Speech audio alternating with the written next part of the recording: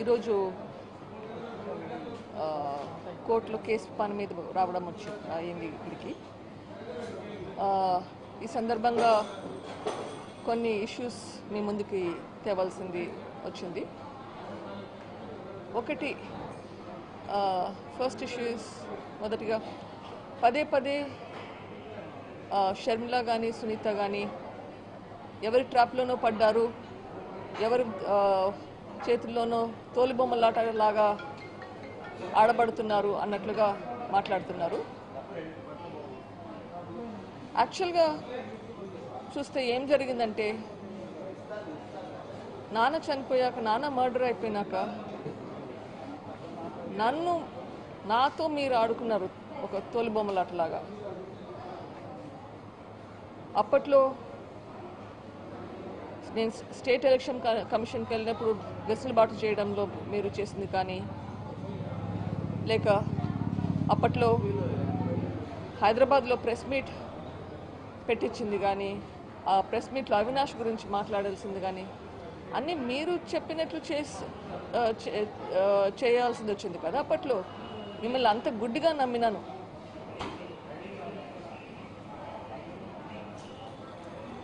అది గ్రహించి నేను చేసిన తప్పును నేను సరిదిద్దుకునే సమయం వచ్చింది. ఇప్పుడు నేను చేసే ఒక ప్రయత్నంలో అది కూడా ఒక కారణం.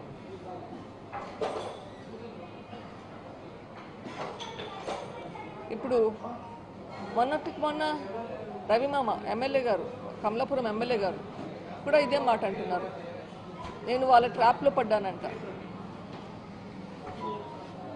ట్రాప్లో పడింది ఎవరు? నేను పడ్డాను, ప్రజలు కూడా పడ్డారు ట్రాప్లో. ఎవరినైనా ఒకసారి మోసం చేయొచ్చు, పదే పదే మోసం చేయలేరు. ప్రజలను కూడా పదే పదే మోసం చేయలేరు. ఒకసారి మోసం చేశారు. ప్రజలకు కూడా తెలివైన వాళ్ళు, వాళ్ళకు కూడా నిజమేంటి అనేది తెలుస్తుంది, గ్రహిస్తారు. వాళ్ళ మంచి కోసం, వాళ్ళ శ్రేయస్సు కోసం, వాళ్ళ పిల్లల శ్రేయస్సు కోసం ప్రజలు కళ్ళు తెరుచుకొని చూస్తారు అని నాకు నమ్మకం ఉంది. ఎందుకంటే ఇది వాళ్ళ ఫ్యూచర్కి సంబంధించింది. ప్రతిసారి మోసపోలేరు ప్రజలు. మీ ఇమోషనల్గా మాట్లాడే మాటలతోటి ప్రతిసారి అందరినీ మోసం చేయలేరు. జాగ్రత్తగా ఉండండి.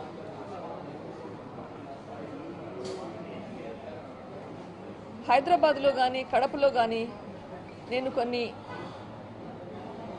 పాయింట్స్ రేస్ చేశాను. అన్నగా నాకు ఆన్సర్ చెప్పకపోయినా పర్వాలేదు, కానీ చీఫ్ మినిస్టర్గా మీకు దానికి రెస్పాన్స్ ఇవ్వాల్సిన బాధ్యత ఉంది. మళ్ళీ గుర్తు చేస్తున్నాను కొన్ని ఇష్యూస్. దేవుడికి తెలుసు, కడపలో ప్రజలందరికీ తెలుసు ఎవరు చంపారు అని చెప్పారు. ఇప్పుడు కడపలో ప్రజలంటే మీరు కూడా ఒకరు కదా, పోనీ మీరు కడపకు సంబంధించింది కాదనుకున్నారా? సో కడపలో ప్రజలకు తెలిసిందంటే కన్నా మీకు కూడా తెలిసినట్లే కదా ఎవరు చంపారు అని. అట్లా ఎవరు చంపించారు అని కూడా తెలిసిండాలి కదా. మరి అది ఎందుకు బయట పెట్టడం లేదు? ఇది చెప్పాల్సిన బాధ్యత మీకుంది చీఫ్ మినిస్టర్గా.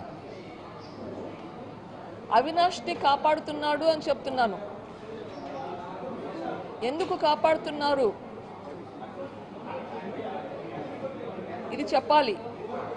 ఈ ప్రశ్నకు జవాబు రావాలి.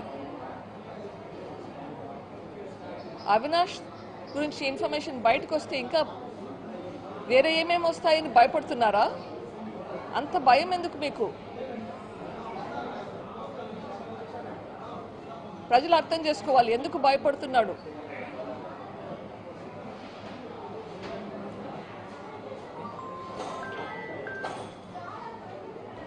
ఈ ప్రశ్నలకు చెప్పాల్సిన సమయం వచ్చింది. ఒకవేళ మీకు డైరెక్ట్గా మాట్లాడాలంటే చెప్పండి, మీ సాక్షి ఛానల్కి వస్తాను, మీతో డిబేట్ చేద్దాము.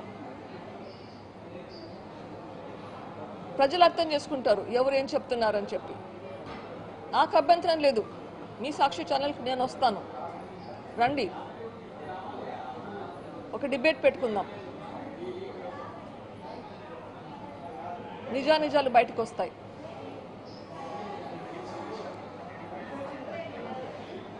ఇంకొకటి ముఖ్యంగా ఈరోజు ఇడుపులపాయలో షర్మిల గారు పోటీ చేయబోతున్నారని అనౌన్స్ చేయడానికి ప్లాన్ చేస్తున్నారు. I congratulate her. మా నాన్నగారు తను ఎంపీ పోటీ చేయడానికి అని చెప్పి శ్రాయశక్తులా ప్రయత్నించారు. ఆ ప్రయత్నంలోనే హత్య చేయబడ్డాడు. సో ఈరోజు తను ముందుకెళ్ళి అది చేస్తుంది అంటే కన్నా అది చాలా నాకు చాలా ఇమోషనల్గా ఇట్స్ వెరీ ఇంపార్టెంట్ మూమెంట్. తనకు సంఘీభావం చెప్దామంటే కూడా చెప్పలేని పరిస్థితి, ఎందుకంటే నేను ఈరోజు కోర్టుకు రావాల్సింది వచ్చింది.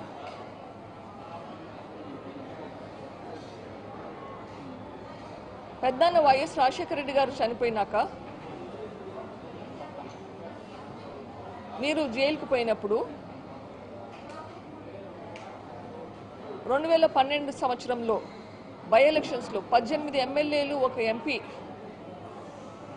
పోటీ చేస్తే మీరు లేనప్పుడు తను క్యాంపెయిన్ చేసి తను కష్టపడి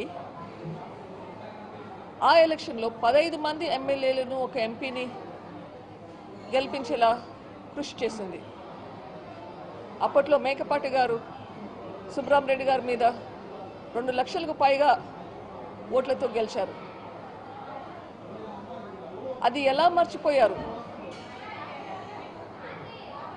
తర్వాత మీరు జైల్లో ఉండగా మరో ప్రజా ప్రస్థానమని ఎండనక వాననక నెలలు తరబడి ఇంట్లో లేకుండా పిల్లల్ని ఇంట్లో వదిలిపెట్టేసి మీ పార్టీని నిలబెట్టింది. కానీ అంత కష్టపడి నిలబెట్టినాక మీరు జైలు నుంచి బయటకు వచ్చాక తను ఇంకా పవర్ఫుల్ అవుతుందని భయపడి మీరు తనని పక్కన పెట్టారు. అన్న కోరిక మీదుగా తను గమ్మునుండిపోయింది. ఎప్పుడైనా కానీ మళ్ళీ మీరు పిలిచినప్పుడు వస్తుంది, మీకు హెల్ప్ చేస్తుంది.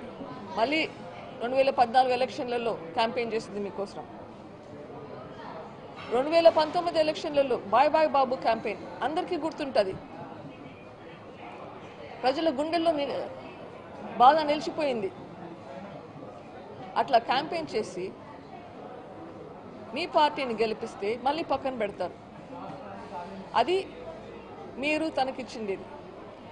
ఇవన్నీ గ్రహించి నాన్న తనకి న్యాయం చేయాలని చెప్పి తనని ఎంపీ క్యాండిడేట్గా పెట్టాలని ప్రయత్నించినప్పుడు తనకున్న సపోర్ట్ కూడా లేకుండా ఉండాలి అని భయపడ్డారా? అందుకే నాన్నని లేకుండా చేశారా? అంత కిరాతకంగా హత్య చేశారా? ఇవన్నీ బయటికి రావాలి. నిజమేంటి? ఎందుకు చేశారు?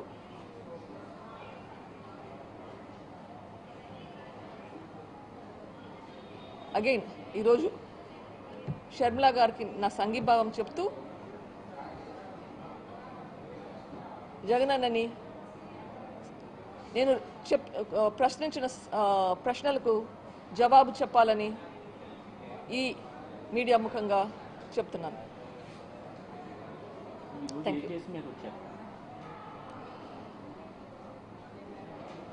పులివెందుల్లో ఒక కేసు పెట్టారండి.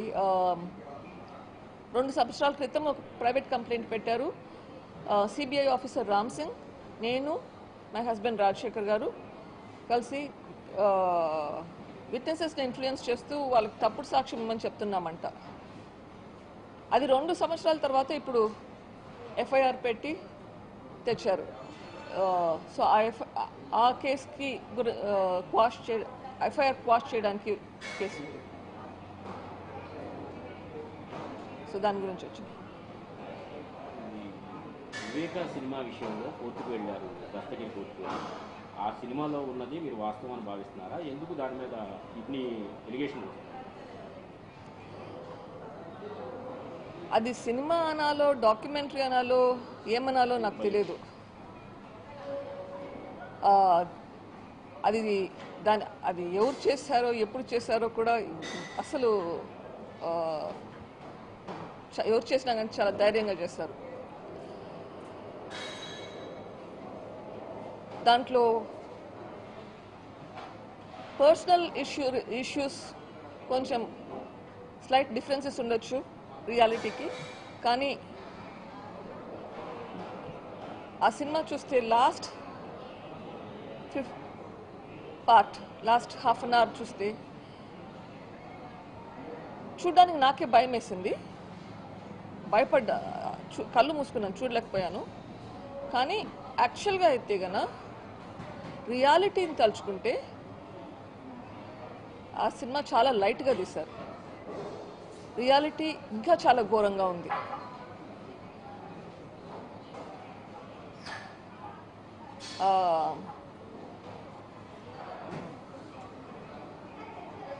అది చూస్తే ప్రజలు ఎట్లా రిసీవ్ చేసుకుంటారో కానీ నాకు మాత్రం చాలా బాధేసింది. వివేక మండలి తర్వాత వైసీపీ అధికారంలోకి వచ్చింది. వివేక మండలి తర్వాత పార్టీ అధికారంలోకి వచ్చింది వైసీపీ. అప్పటి నుంచి ఏం మాట్లాడలేదు. ఇప్పుడు ఎలక్షన్ వస్తున్నప్పుడు తిరిగి సీఎం మీ అన్నగారు ఈ సభలో కూడా వివేక మండలి గురించి ప్రస్తావిస్తున్నారు.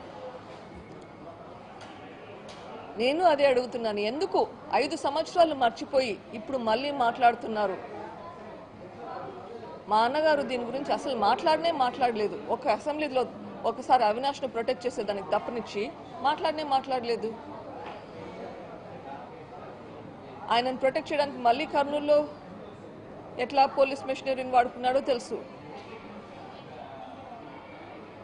ఇప్పుడు మళ్ళీ మాట్లాడుతున్నాడంటే అప్పుడు హత్య చేశాక రాజకీయాలకు వాడుకున్నాడు. ఇప్పుడు మళ్ళీ ఎలక్షన్లు వచ్చాయి, మళ్ళీ రాజకీయాలకు వాడుకుంటున్నాడు. అందుకే చెప్తున్నాను, ఈ హత్య రాజకీయాలు ఉండకూడదు. హత్య రాజకీయాలకు మనం చాలా దూరంగా ఉండాలి. మన రాష్ట్రం బాగుపడాలి. మన రాష్ట్రంలో ఇండస్ట్రీస్ డెవలప్మెంట్ అనేది జరగాలి. అది జరగాలి అంటే మనము క్లీన్ హార్ట్తో రావాలి.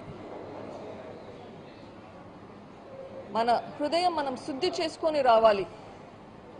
ఇక్కడ మన గవర్నమెంట్ ఈరోజు ఏపీ గవర్నమెంట్ రక్తంలో మునిగి ఉంది. దీని నుంచి బయటికి వస్తే కానీ మనకు ప్రోగ్రెస్ అనేది ఉండదు. షర్మిల గారికి మీరు మద్దతుగా ఏమన్నా ప్రచారం చేస్తారా? మీరేమైనా రాజకీయమైన ఉద్దేశాలు ఏమన్నా పోటీ చేసి? నేను ఎప్పుడు పాలిటీషియన్ కాదండి. ఇప్పుడు ఎందుకు బయటకు వచ్చాను? ఇప్పుడు జరుగుతుండేది తప్పు కాబట్టి బయటకు వచ్చాను. ఇన్ని రోజులు కూడా 5 సంవత్సరాలు కూడా పోరాడుతున్నాను. కానీ ఈరోజు బయటికి రాకుంటే మళ్ళీ ఈ గవర్నమెంట్ వస్తే ఇదే విధంగా ఇంకో 5 సంవత్సరాలు వస్తే పర్సనల్గా నాకు మంచిది కాదు, మన రాష్ట్రానికి కూడా మంచిది కాదు. So that is my goal. Yes, నాన్నగారికి ఆశ ఉండేది షర్మిలాని ఎంపీ చేయాలని చెప్పి. That is a fact. Thank you. Government వచ్చిన తర్వాత కోర్టులో కేసు వేశారు, ఒక 4-5 ఏళ్ళు మీరు కూడా ఫైట్ చేశారు.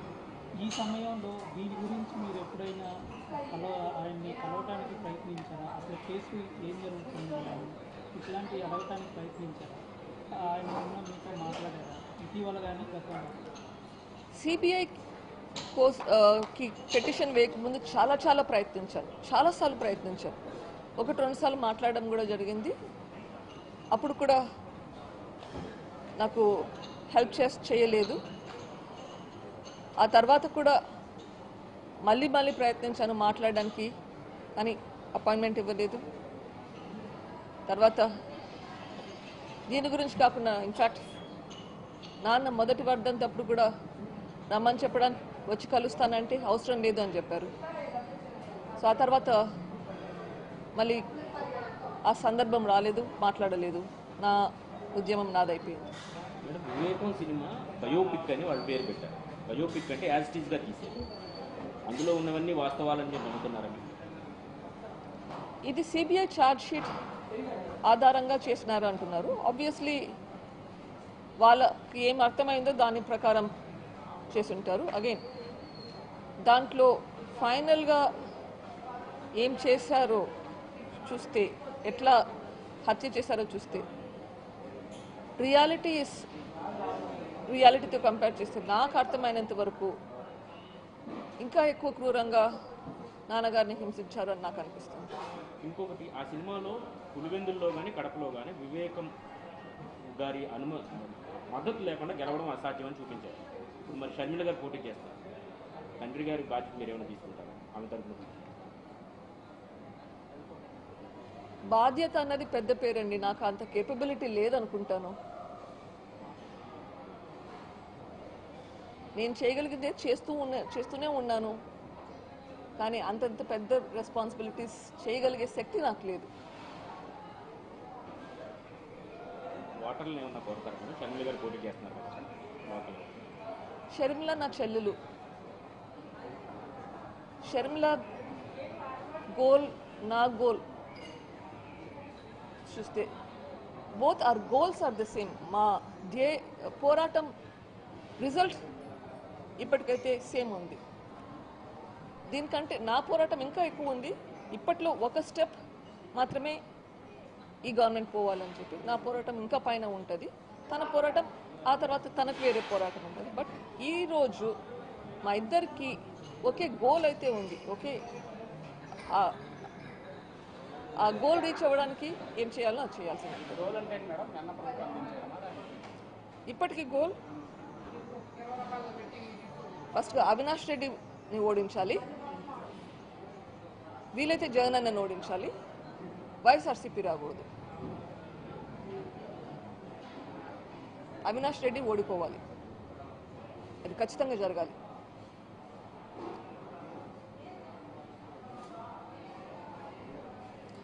ఒకసారి అక్యూజ్డ్ అయి కన్విక్షన్ వస్తే రూల్ ప్రకారం 6 సంవత్సరాలు కంటెస్ట్ చేయలేరు ఎలక్షన్స్లో. ఇక్కడ ట్రయల్కే రాకుండా డిలే చేసుకుంటూ పోతుంటే అక్యూజ్డ్కి కన్విక్షన్ వస్తుంది. ఎప్పుడు వస్తుంది? ఆ కన్విక్షన్ వచ్చాక కంటెస్ట్ చేయలేని పరిస్థితి. సో ఇది సిస్టమ్స్తో ఆడుకున్నట్లు కాదా? అక్యూజ్డ్ అని తెలుసు, కన్విక్షన్ రాదు, కానీ పోటీ చేయగలుగుతాడు. రైట్? సో మనం సిస్టమ్స్ అన్నీ డిలే చేసుకుంటూ పోతే, ట్రయల్స్ డిలే అవుతూ ఉంటే మళ్ళీ గెలుచుకుంటూనే పోవాలనా? అది తప్పు. న్యాయపరంగా కూడా తప్పే కదా. ఎగ్జాక్ట్లీ, నేరస్తులు ఉండకూడదు. తప్పించుకుంటూ పోతూ ఉంటే అట్లే ఇంకోసారి గెలుస్తారు, ఇంకోసారి ఎలక్షన్లో గెలుస్తారు. సిస్టమ్స్ని వాడుకుంటుంటారు వాళ్ళ ప్రయోజనాల కోసం వాళ్ళే. Thank you.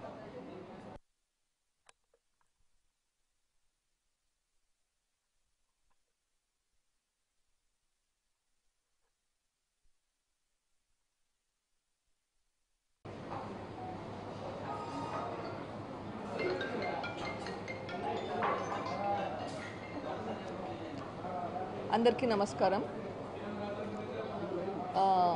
ఈరోజు కోర్టులో కేసు పని మీద రావడం అయింది ఇక్కడికి.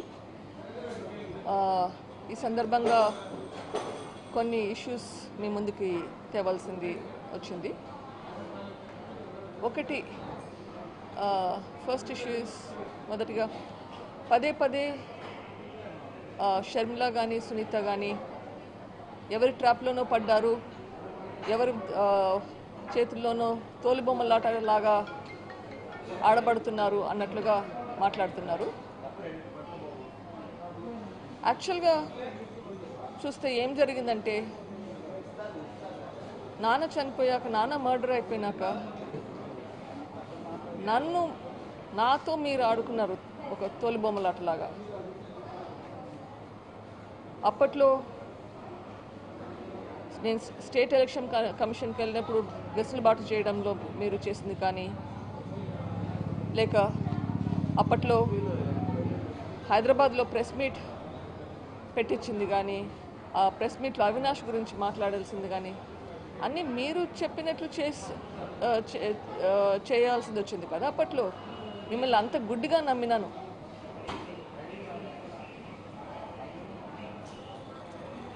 అది గ్రహించి నేను చేసిన తప్పును నేను సరిదిద్దుకునే సమయం వచ్చింది. ఇప్పుడు నేను చేసే ఒక ప్రయత్నంలో అది కూడా ఒక కారణం.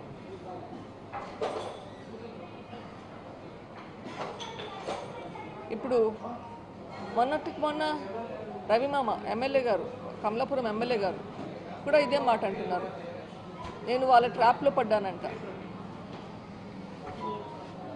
ట్రాప్లో పడింది ఎవరు? నేను పడ్డాను, ప్రజలు కూడా పడ్డారు ట్రాప్లో. ఎవరినైనా ఒక్కసారి మోసం చేయొచ్చు, పదే పదే మోసం చేయలేరు. ప్రజలను కూడా పదే పదే మోసం చేయలేరు. ఒకసారి మోసం చేశారు.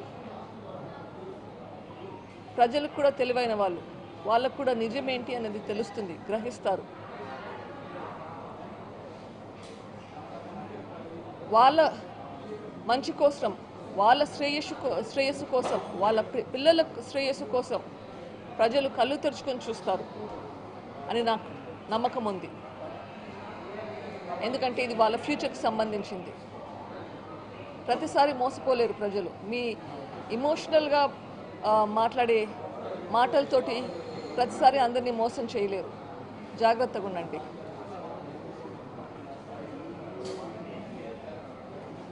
హైదరాబాద్లో కానీ కడపలో కానీ నేను కొన్ని పాయింట్స్ రేస్ చేశాను.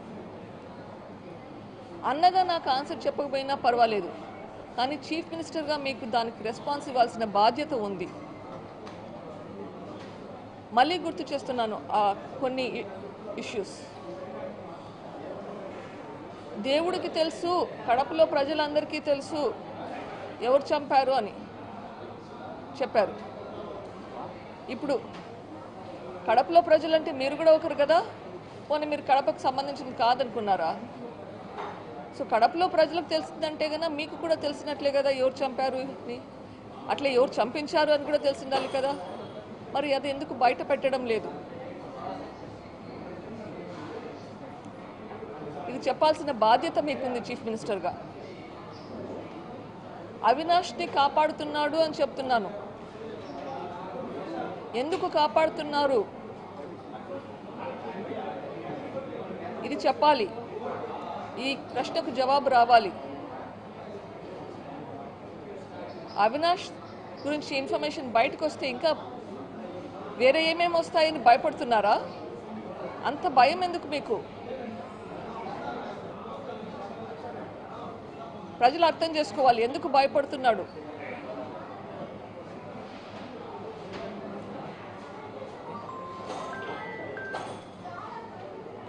ఈ ప్రశ్నలకు చెప్పాల్సిన సమయం వచ్చింది. ఒకవేళ మీకు డైరెక్ట్గా మాట్లాడాలంటే చెప్పండి, మీ సాక్షి ఛానల్కి వస్తాను, మీతో డిబేట్ చేద్దాము. ప్రజలు అర్థం చేసుకుంటారు ఎవరేం చెప్తున్నారని చెప్పి. నాకు అభ్యంతరం లేదు, మీ సాక్షి ఛానల్కి నేను వస్తాను, రండి, ఒక డిబేట్ పెట్టుకుందాం. నిజానిజాలు బయటకు వస్తాయి.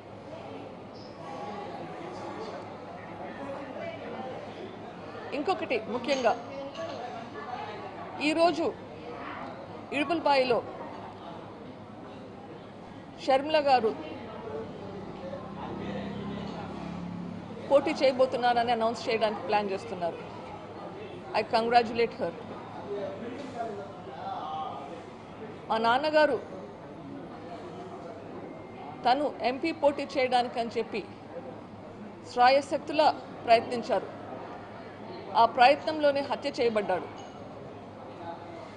సో ఈరోజు తను ముందుకెళ్ళి అది చేస్తుంది అంటే కన్నా అది చాలా నాకు చాలా ఇమోషనల్గా ఇట్స్ వెరీ ఇంపార్టెంట్ మూమెంట్. తనకు సంఘీభావం చెప్దామంటే కూడా చెప్పలేని పరిస్థితి, ఎందుకంటే నేను ఈరోజు కోర్టుకు రావాల్సింది వచ్చింది.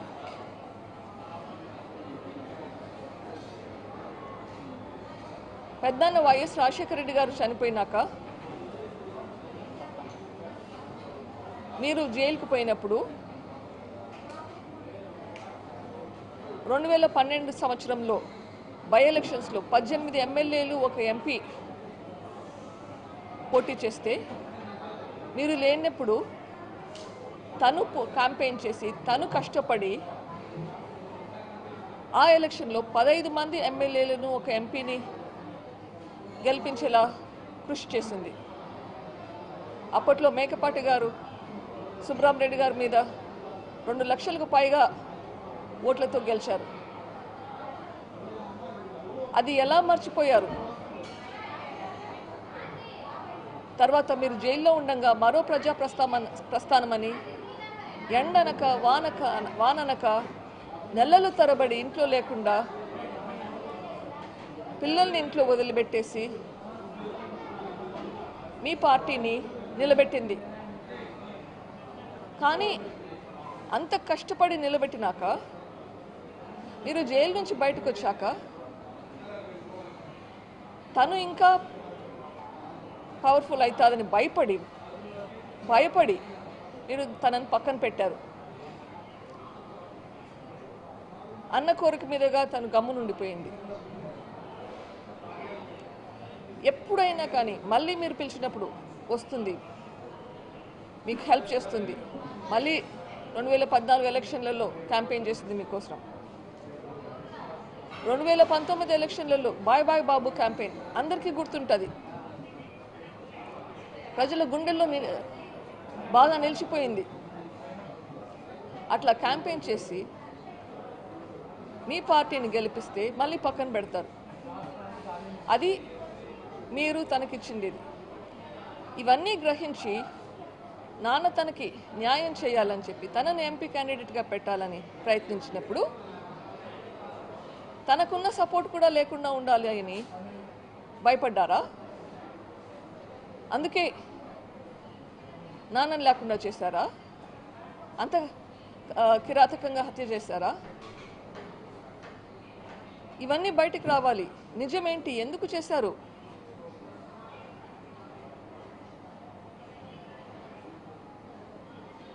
అగైన్ ఈరోజు షర్మిల గారికి నా సంఘీభావం చెప్తూ జగనన్నని నేను ప్రశ్నించిన ప్రశ్నలకు జవాబు చెప్పాలని ఈ మీడియా ముఖంగా చెప్తున్నాను.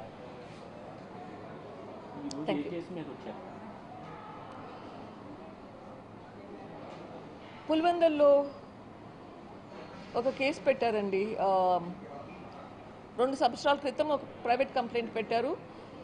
సిబిఐ ఆఫీసర్ రామ్ సింగ్, నేను, మై హస్బెండ్ రాజశేఖర్ గారు కలిసి విట్నెసెస్ని ఇన్ఫ్లుయెన్స్ చేస్తూ వాళ్ళకి తప్పుడు సాక్ష్యం ఇవ్వమని చెప్తున్నామంట. అది 2 సంవత్సరాల తర్వాత ఇప్పుడు ఎఫ్ఐఆర్ పెట్టి తెచ్చారు. సో ఆ కేసుకి ఎఫ్ఐఆర్ క్వాష్ చేయడానికి కేసు. సో దాని గురించి వచ్చింది. వివేక సినిమా విషయంలో కోర్టుకు వెళ్ళారు, దస్తగిరి కోర్టుకు వెళ్ళారు. ఆ సినిమాలో ఉన్నది మీరు వాస్తవాన్ని భావిస్తున్నారా? ఎందుకు దాని మీద ఇన్ని ఎలిగేషన్? అది సినిమా అనాలో డాక్యుమెంటరీ అనాలో ఏమనాలో నాకు తెలియదు. అది ఎవరు చేశారో ఎప్పుడు చేశారో కూడా అసలు ఎవరు చేసినా కానీ చాలా ధైర్యంగా చేస్తారు. దాంట్లో పర్సనల్ ఇష్యూస్ కొంచెం స్లైట్ డిఫరెన్సెస్ ఉండొచ్చు రియాలిటీకి. కానీ ఆ సినిమా చూస్తే లాస్ట్ హాఫ్ అన్ అవర్ చూస్తే చూడ్డానికి నాకే భయం వేసింది. భయపడ్డా. కళ్ళు మూసుకున్నాను, చూడలేకపోయాను. కానీ యాక్చువల్గా అయితే గన రియాలిటీని తలుచుకుంటే ఆ సినిమా చాలా లైట్గా తీశారు. రియాలిటీ ఇంకా చాలా ఘోరంగా ఉంది.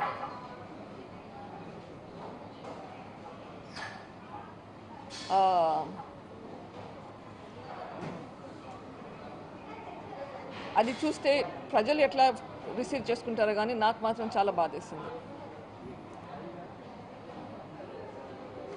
వివేక మండలి తర్వాత వైసీపీ అధికారంలోకి వచ్చింది.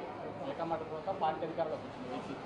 అప్పటి నుంచి ఏం మాట్లాడలేదు. ఇప్పుడు ఎలక్షన్ వస్తున్నప్పుడు తిరిగి సీఎం మీ అన్నగారు ఈ సభలో కూడా వివేక మండలి గురించి ప్రస్తావిస్తున్నారు. నేను అదే అడుగుతున్నాను, ఎందుకు 5 సంవత్సరాలు మర్చిపోయి ఇప్పుడు మళ్ళీ మాట్లాడుతున్నారు? మా అన్నగారు దీని గురించి అసలు మాట్లాడలేదు. ఒక అసెంబ్లీలో ఒకసారి అవినాష్ను ప్రొటెక్ట్ చేసేదానికి తప్పనిచ్చి మాట్లాడలేదు. ఆయనను ప్రొటెక్ట్ చేయడానికి మళ్ళీ కర్నూలులో ఎట్లా పోలీస్ మెషినరీని వాడుకున్నాడో తెలుసు. ఇప్పుడు మళ్ళీ మాట్లాడుతున్నాడంటే అప్పుడు హత్య చేశాక రాజకీయాలకు వాడుకున్నాడు. ఇప్పుడు మళ్ళీ ఎలక్షన్లు వచ్చాయి, మళ్ళీ రాజకీయాలకు వాడుకుంటున్నాడు. అందుకే చెప్తున్నాను, ఈ హత్య రాజకీయాలు ఉండకూడదు. హత్య రాజకీయాలకు మనం చాలా దూరంగా ఉండాలి. మన రాష్ట్రం బాగుపడాలి. మన రాష్ట్రంలో ఇండస్ట్రీస్ డెవలప్మెంట్ అనేది జరగాలి. అది జరగాలి అంటే మనము క్లీన్ హార్ట్తో రావాలి. మన హృదయం మనం శుద్ధి చేసుకొని రావాలి. ఇక్కడ మన గవర్నమెంట్ ఈరోజు ఏపీ గవర్నమెంట్ రక్తంలో మునిగి ఉంది. దీని నుంచి బయటికి వస్తే కానీ మనకు ప్రోగ్రెస్ అనేది ఉండదు. షర్మిల గారికి మీరు మద్దతుగా ఏమన్నా ప్రచారం చేస్తారా? మీరేమైనా రాజకీయమైన ఉద్దేశాలు ఏమన్నా పోటీ చేసి? నేను ఎప్పుడు పాలిటీషియన్ కాదండి. ఇప్పుడు ఎందుకు బయటకు వచ్చాను? ఇప్పుడు జరుగుతుండేది తప్పు కాబట్టి బయటకు వచ్చాను. ఇన్ని రోజులు కూడా 5 సంవత్సరాలు కూడా పోరాడుతున్నాను. కానీ ఈరోజు బయటికి రాకుంటే మళ్ళీ ఈ గవర్నమెంట్ వస్తే ఇదే విధంగా ఇంకో 5 సంవత్సరాలు వస్తే పర్సనల్గా నాకు మంచిది కాదు, మన రాష్ట్రానికి కూడా మంచిది కాదు. So that is my goal. Yes, నాన్నగారికి ఆశ ఉండేది షర్మిలాని ఎంపీ చేయాలని చెప్పి. That is a fact. Thank you. Madam, ఇంకోటి, మీరు ఈ గవర్నమెంట్ వచ్చిన తర్వాత కోర్టులో కేసు వేశారు, ఒక 4-5 ఏళ్ళు మీరు కూడా ఫైట్ చేశారు. ఈ సమయంలో దీని గురించి మీరు ఎప్పుడైనా ఆయన్ని కలవటానికి ప్రయత్నించారా? అసలు కేసు ఏం జరుగుతుంది ఇట్లాంటివి అడగటానికి ప్రయత్నించారా? ఆయన ఉన్న మీతో మాట్లాడారా ఇటీవల కానీ గతంలో?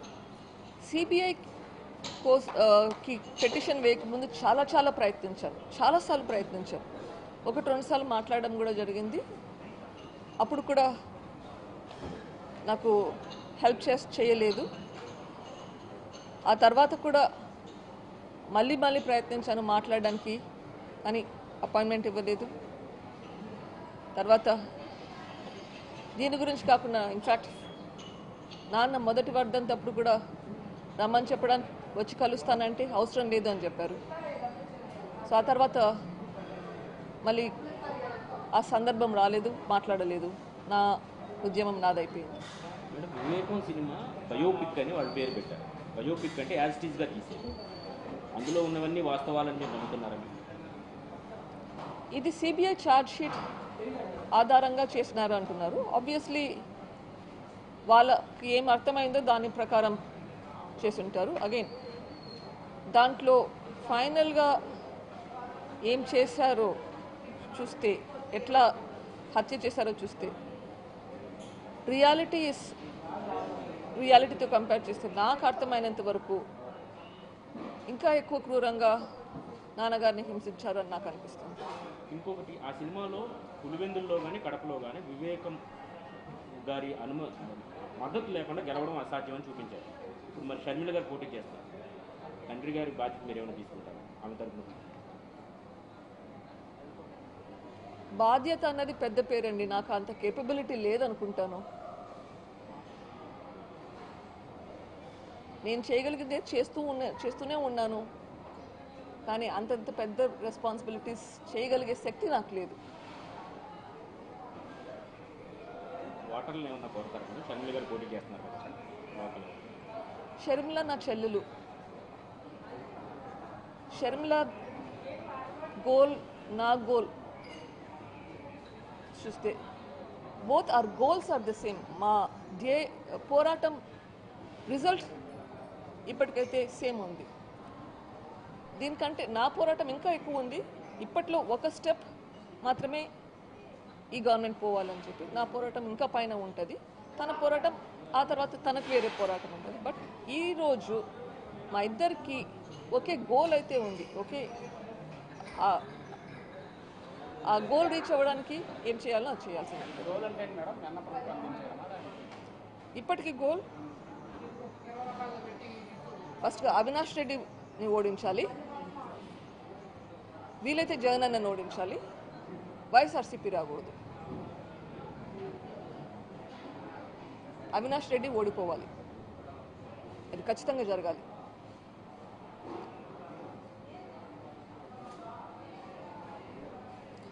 ఒకసారి అక్యూజ్డ్ అయి కన్విక్షన్ వస్తే రూల్ ప్రకారం 6 సంవత్సరాలు కంటెస్ట్ చేయలేరు ఎలక్షన్స్లో.